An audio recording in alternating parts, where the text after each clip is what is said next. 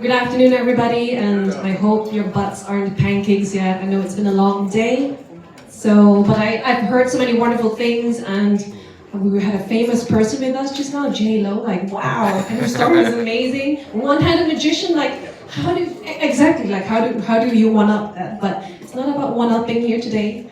I'm going to start with something really, really simple, and it's a question you hear almost every day when you meet somebody.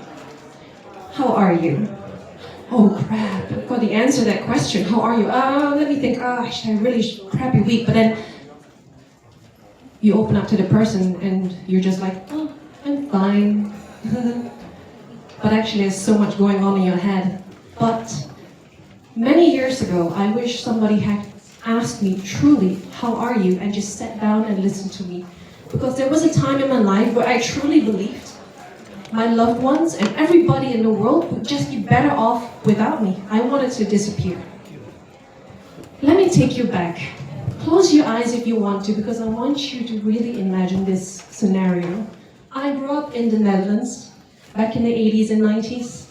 We had a 3-story home. I know it's uncommon if you're a Singaporean, but just imagine that 3-story home. The dining room was on the first floor. We were sitting at a dining table, a family of 5. My stepfather was sitting across of me, but he was looking like this, poking at his food. And then you had my half-brothers sitting on my right and left. They were only 5 back then, I was 10. And somewhere in the background of the kitchen, near the stove, at the countertop, my mom was wiping the countertop furiously, just wiping like this, literally. You could almost feel and see the anger seeping out of her. And you're like, Michelle, what were you doing? I was just sitting there, looking at my already cold dinner, and just scanning the room. My eyes were like going, and I'm trying to predict at my best ability, what's gonna happen next? Is the world gonna fall apart? Are things gonna explode at home? That was basically my childhood. I learned that being invisible was just much better than being seen or heard, because if you're seen or heard, you're fried. Now, a little bit about my identity. As I mentioned quickly earlier on, I grew up in the Netherlands from about when I was 1.5 to about 18 years old before I returned to Singapore. So when I was in the Netherlands, which for short we call it Holland, I never felt like I belonged anywhere. Everyone had this gorgeous golden blonde hair, blue eyes, and here I came with my dark hair and dark eyes, and not to mention yellow skin. I'm being called a chink and slit-eyed. People would push me around, they would slit my bicycle tires, throw my homework into the dustbin after having torn it up. And then when I returned to Singapore, oh my gosh, I was too white all of a sudden. I couldn't even order chicken rice in the food court because they're like, hey, you Chinese.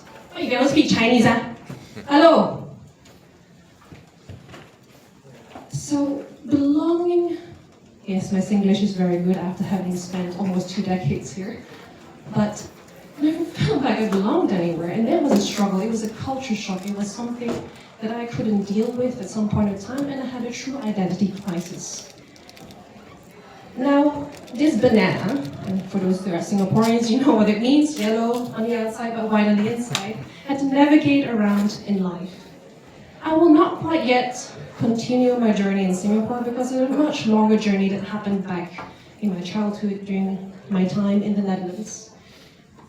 So the reason why I talked about belonging, because it was so important to me. I wanted to be a part of something because otherwise I'm useless, right? So in order to belong, I taught myself this Michelle at 10 years old. Michelle, be good. Michelle, be quiet. Be easygoing. And nobody will notice you because you're just being good. Now, I'm bringing you back to that 3-story home, and I'm going to describe a little bit more about my life. Can you imagine if your bedroom is on the 3rd story and you're awake at 2, 3, 4 a.m. at night, and all you hear in the background downstairs are your parents quarreling. And when I say quarreling, it's not like, hey, I don't like you. Why didn't you do the laundry? No. It was banging, it was screaming, it was shouting, it was hitting each other to the point where the kids would come downstairs and check on your parents because you thought maybe they would have killed each other already. I would shake and shiver in my bed because I was so afraid.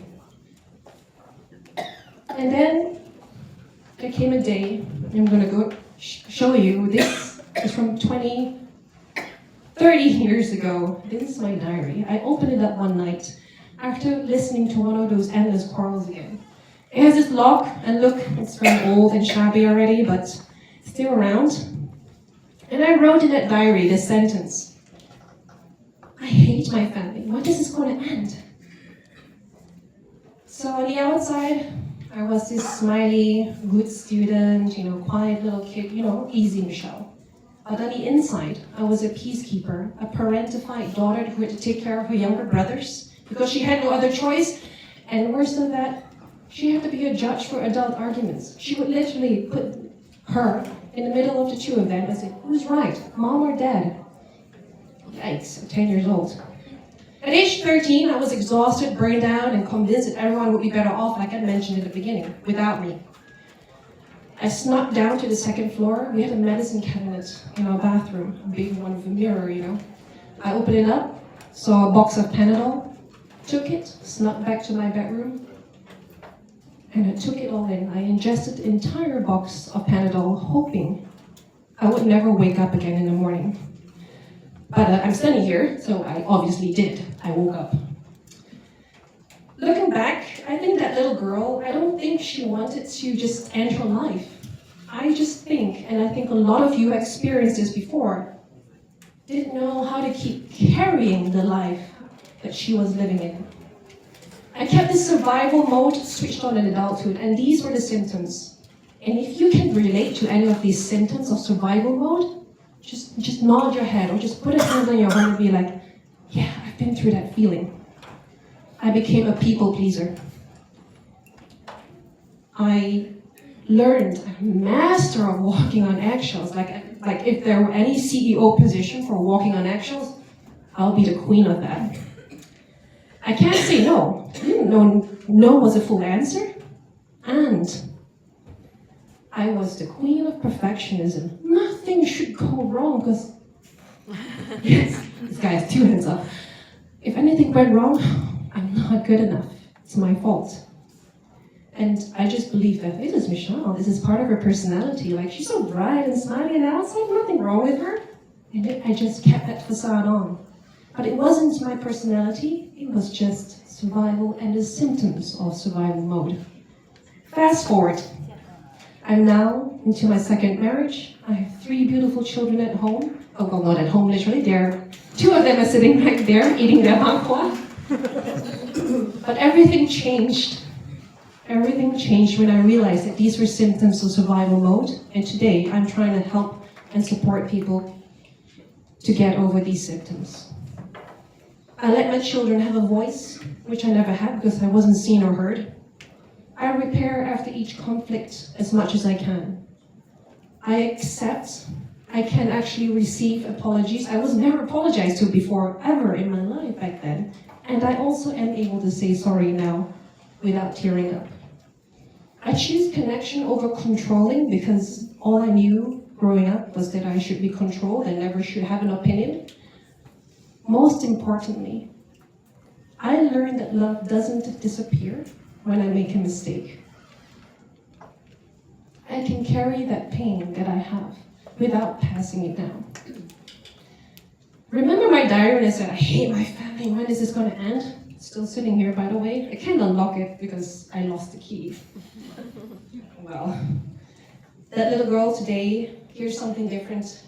If I could sit beside her and hold her trembling body and her shaking insides and just wipe the tears off her face, I would tell her, you are loved today. Not because you're not going to feel any more pain, and not that you're not going to be disappointed. You are, Michelle, you are going to be, that's life. But you belong. And none of this was your fault. And just to end all of this, none of us, including myself, can take a time travel machine and go, I want to change my childhood. There's no such thing. But if anyone ever invents a machine like that, please tell me. Maybe I just want to peep at myself. I can't change my childhood, but every day I get to choose what happens next. And maybe that's what healing really is. not erasing my story or your story or just hiding it and sweeping it away, but refusing to let that story become somebody else's. And that's it for today. Thank you. Thank you. Thanks for a reminder, do not lose a diary.